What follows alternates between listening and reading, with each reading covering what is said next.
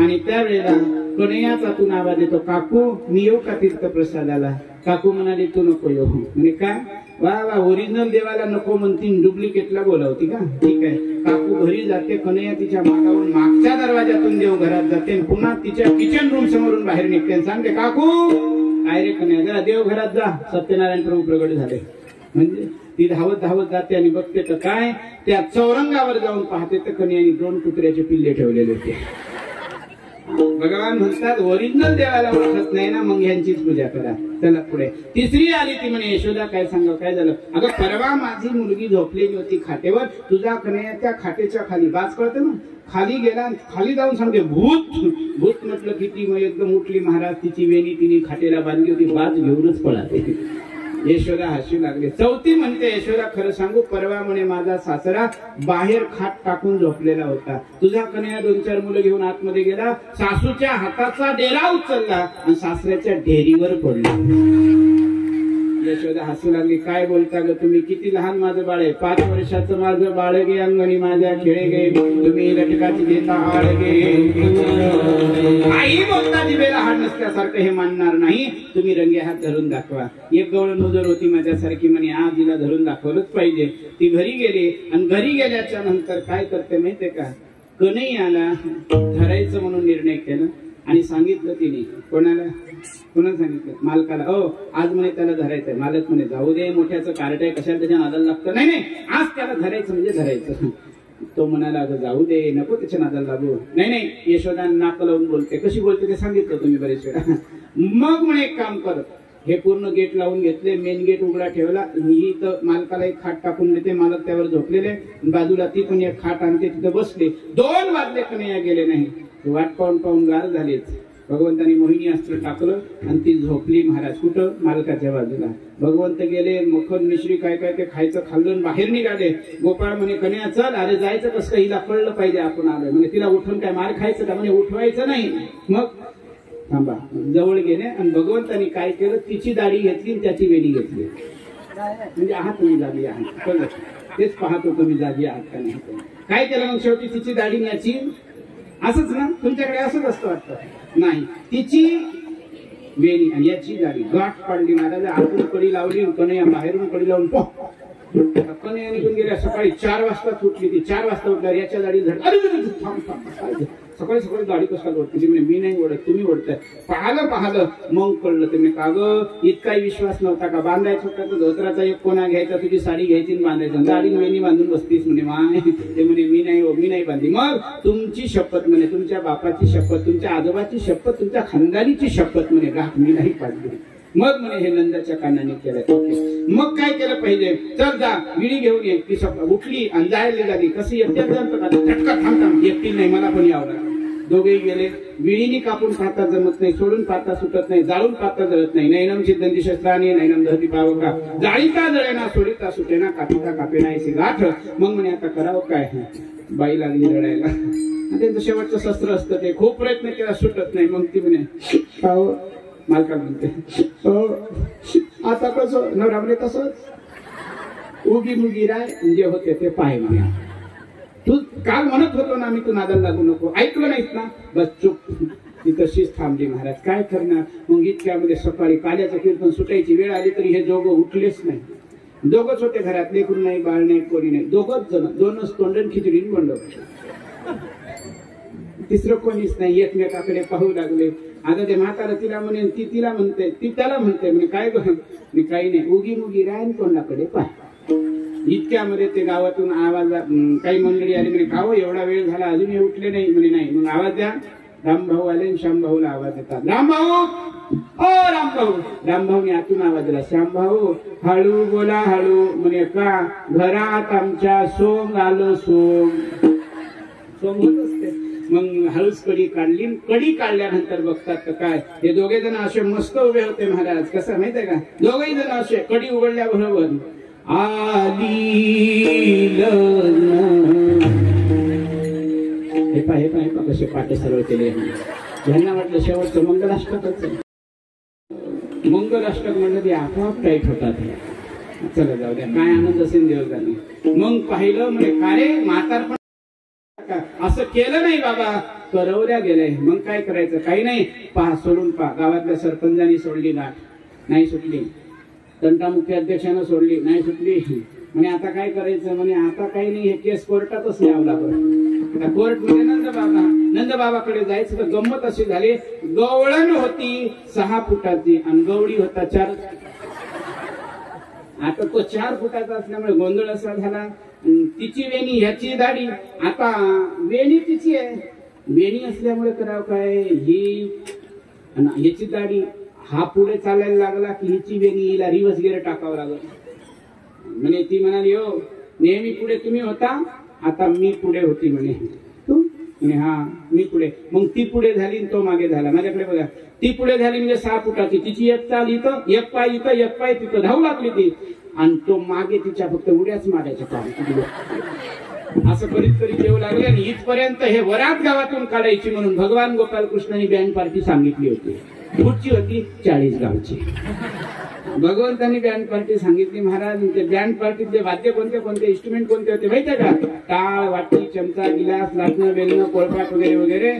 सगळ्या पोरांना जमवलं. भगवंत म्हणे बजाव, ज्ञानोबा तुकाराम.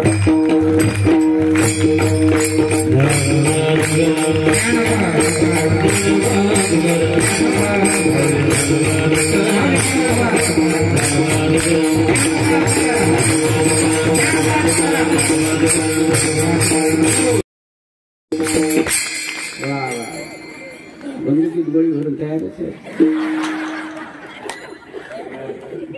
मी यांच्याकडे करतो, म्हातारपणी इतका करंट आहे यांच्या, त्यांच्या दिवसात तर पाहायचं कामच नसतं. असं चला विषय. म्हणून मी म्हणा भजन म्हणून राहिलो ना, कोणती गवळण म्हणून राहिलो. इकडं सुरू झालं तुझी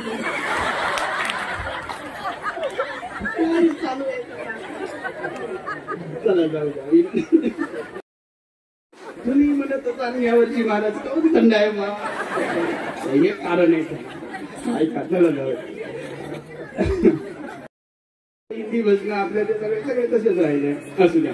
भगवान परमात्मा लीला करू लागले. आणि ज्या वेळेला हे वाजत येऊ लागलं ना ज्ञानोबा तुकाराम, त्यावेळेला कन्हैया नंदबाबाच्या कडेवर बसले. आणि कन्हैया नंदबाबाला विचारतात, बाबा हे काय वाजतंय गावामध्ये. अरे काला आहे वाटते. नाही, काल्यातलं असं वाजत नाही. मग बाबा लग्न आहे वाटते. अरे लग्नात असं वाजत नाही. मग बड्डे असेल कोणाचं, म्हणे ते पण असं वाजत नाही. मग म्हणे कोणी गेलं का, म्हणे गेल्याचं असं वाजत नाही. मग ते असं म्हणेपर्यंत वरातीत आलीच बाबाच्या समोर. म्हणे हे वेगळंच दिसतंय, ना पालखी दिसत ना काही जोडपं दिसत, भर कसंच दिसतंय मला. ऐसा तो हमने कभी नाही देखाच म्हणू लागले नंद बाबा. पाहिलं म्हणे का रे लाला, हे म्हणे तुम्हीच विचारा बाबा. तितक्या म्हणजे त्या गोपीने पाहिलं, कन्हैयाकडे दृष्टिक्षेप केला आणि म्हणते लाला चुकलं माझं, मी तुला चॅलेंज केलं होतं, पण विनंती आहे माझी, आता माझा हासा करू नको. एकदा मला या दुःखातून बाहेर काढ. एक वेळ करी या दुरिताचे जाळे. एकदा भगवंत म्हणे पुन्हा नादाला लागशी, म्हणे अजिबात नाही. भगवंतानी कृपा दृष्टीने पाहिलं आणि ती दाढी वेणीची गाठ आपोआप सुटली. लोक म्हणतील काय कथा सांगताय, कथा ती नाही, मी सुरुवात केली होती तिथून, तिथंच येणं करतोय. लक्षात ठेवा, काला म्हणजे काय, जीव ब्रह्म ऐक्य काला. भगवान परमात्मा दाढीची वेणीची गाठ बांधायला इतका रिकामा नाही. दाढीची वेणीची गाठ म्हणजे ज्याला काला करून घ्यावा असं वाटतंय ना, एक आहे जीव, एक आहे शिव, दोघांची गाठ फक्त परमात्माच पाडतो. त्याला जीवाशिवाची गाठ म्हणतात. ही गाठ पाडणंही त्याच्या हातात आहे आणि गाठ सोडणंही त्याच्या हातामध्ये आहे. अनेक लीला गोपी भगवंत करू लागले. गोपीनी गाराने सांगितले, भगवंताला आईने सांगितलं तुझं खूप झालं, आता मी तुझं ऐकणार नाही, तू एक काम कर, गाई घे, गोपाळ घे, कुठं जा, गोधने गोधने सारवया जातो सारं गोपाने, सारवया जातो सारं गोपाने. गोधने गोधने गोधने गोधने सारवया जातो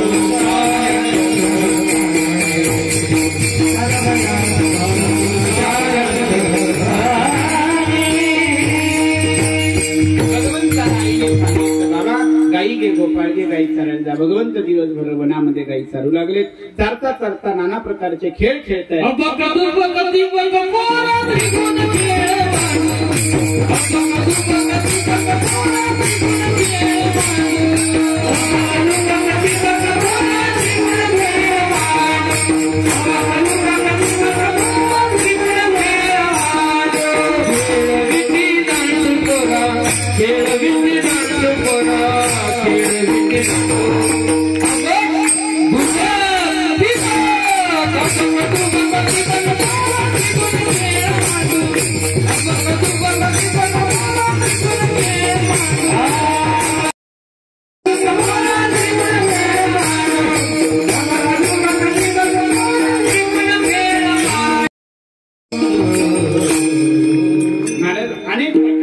खेळले खूप सारे खेळ फक्त 1-2 मिनिट घेतो लक्षात घ्या. तरुण मंडळींनो, खेळ खेळायचं असेल ना तर मर्दानी खेळ खेळा. नाही तर काय त्या मोबाईलच्या मागे लागलेत रे, त्याच्यावरच लुडो, त्याच्यावरच जुडो, त्याच्यावरच पबजी गबजी.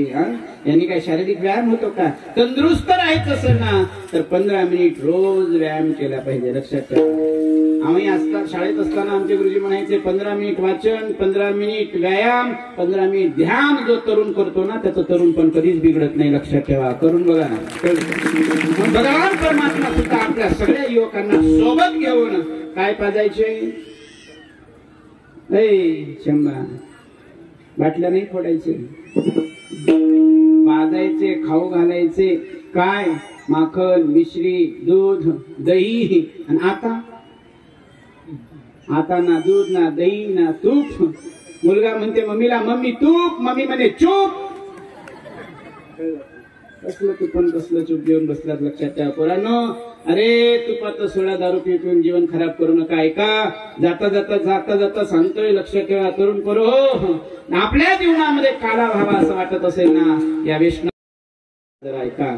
दारू सारख्या व्यसनापासून, गुटखा सारख्या व्यसनापासून, खऱ्यासारख्या व्यसनापासून, तंबाखू सारख्या व्यसन आपल्या जीवनात नसावे. मी बोललो परवाच्या दिवशी, तंबाखू हा निकोटीन नावाच्या द्रव्याने तयार केलेलं असतं, किंबहुना निकोटीन द्रव्य त्यामध्ये टाकलेलं असतं. त्याने पुरुषाचं पुरुषत्व कमी होतं. आणि पाहतो समाजामध्ये जरा जाऊन बघा, हॉस्पिटल भरलेले आहे. हे कारण त्याचं आहे. 16 वर्षाचं लेकरू तंबाखू खायला भिडले, 16 वर्षाचा मुलगा दारू प्यायला भिडले. जरा विचार करा. भगवान गोपाल कृष्णांचं गुणगान गातोय आपण. व्यसनांपासून गाईचं रक्षण करा पोरो. अरे गाईचं संवर्धन करा, गाईचं पालन करा. गोहत्या होतीये ती थांबवा. आपल्या घराघरात गाई ठेवा, गाईचं दूध ग्रहण करा रे बाबा. नावाने मी परवा बोललेलो होतो, नको ते जहर तुमच्यापर्यंत येतंय. तुम्ही जरा ऐकून ठेवा माता भगिनींनो. चुकीचं दूध येतंय. अरे घरी गावामध्ये गाई म्हशी असतात लोकांच्या इथं, तिथं उकडे लावा, जागेवरून ताजं दूध आणा. पन्नीचं फन्नीचं कशाला आणत बसलाय खेड्यामध्ये? लक्षात घ्या. कोणी धंदा करत असेल तर आज नका मानू. भाऊसाहेब माझं म्हणणं बोलणं सत्य आहे. लक्षात ठेवा. WHO वाल्यांचं म्हणणं आहे अगदी कमी वेळामध्ये सगळ्यांच्या घरात कॅन्सर येणार आहे. नको त्या प्रकारचं पनीर बनतंय. परवा बसल्या बघत होतो मी, एक ऍड माझ्या व्हॉट्सअपवर आली. लक्षात घ्या. महाराज सांगतात नाना प्रकारचे केमिकल टाकून पनीर बनवतायत. आणि ते पनीर आम्ही हॉटेलमध्ये नको तिथे पाहिजे तसा रस घेतो. अरे करायचं असेल तर घरी करा. घरी करायचं असेल तर गाईचं पालन करा. प्रत्येक व्यक्तींच्या घरी एक गाय असली पाहिजे. प्रत्येक शेतकऱ्यांच्या घरी एक गाय असली पाहिजे. आपण शेतकरी म्हणतो. गाय पोसावा लागत नाही रे सज्जनांनो. गाय तुम्हाला पोसते माई बाप हो. म्हणून आपल्या घरामध्ये गाय असावी. भगवंत गायी चारायला जातात, भगवंत गायी चारतातही. आणि गायीचं गोरस जबरदस्तीने गोपाळांना देतात. आपण चारतही नाही, घरी गाय ठेवतही नाही, तर दूध खाण्याचा देण्याचा काय अधिकार शिल्लक राहिलाय महाराज? बोलायचं खूप होतं, वेळ कमी आहे माझ्याकडे. जरा लक्षात घ्या. भगवंताने नाना प्रकारचे खेळ खेळले. म्हणजे कुठपर्यंत का या खेळ खेळायचा? आता खेळ खेळायचा नाही, मग काय? भूक लागलेली, खांदी भार मोठी भूक, काय खेळा याची.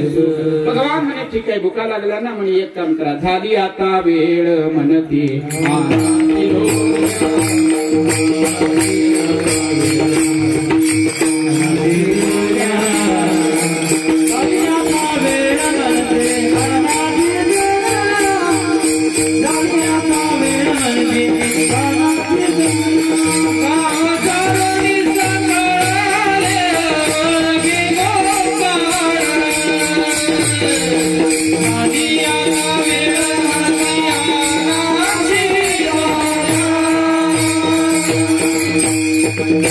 काम सारुणी सकळ अवघे आले ती गोपाळ झाली आता वेळ म्हणती आना शिदोऱ्या सगळ्यांच्या शिदोऱ्या एक एक केल्या त्या शिदोऱ्या कोणत्या पुढच्या काल्या चिंतन करू भगवान परमात्म्याने सगळ्यांच्या शिदोऱ्या एकत्रित केल्या आणि घेत असताना म्हणतात माझी आहे तैसी पाहे नाही तरी घरा जाय चोरो नियामाय नवनीता नावे भगवान परमात्म्याने सगळ्यांच्या शिदोऱ्या एकत्रित केल्या आणि एकत्रित करून सुंदर काला केला आणि तो काला करत असताना मध्यभागी भगवान उभे छोटे छोटे गोपाळ पुढे ज्यांची उंची कमी आहे त्याला पुढे केलं त्याच्यानंतर त्याच्या मागे त्याच्यानंतर त्यांच्या मागे असं अष्टपाकोळिकेच्या कमळ पुष्पानुसार सगळ्यांची अशी एक गोल रांग तयार केली मध्यभागी भगवंत आहे कमरेला वेणू खोसलेला आहे आणि नाना प्रकारचे छंद करून भगवान परमात्मा आनंदाने सगळ्या गोप बालकांना काय करतायत एकमेका देव मुखी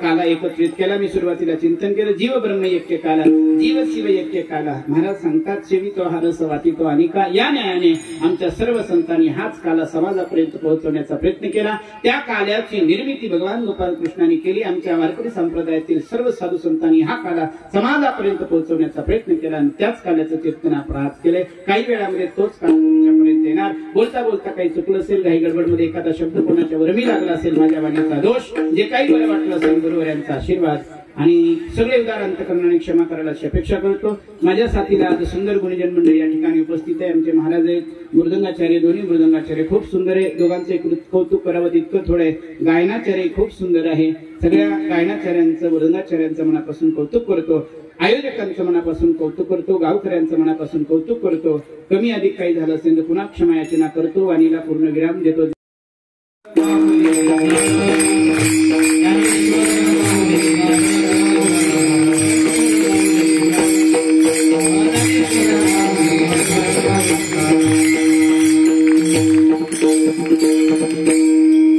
पुन्हा 7 दिवसाच्या या परमपावन कथेमध्ये 7 दिवस ज्यांनी आमची सेवा केली असे आमचे अनंतभाऊ खोदले भोगले अनंतभाऊ भोगले मी काही नाव विचारत नाही कोणाचं पण ते हे सगळेजण म्हणतात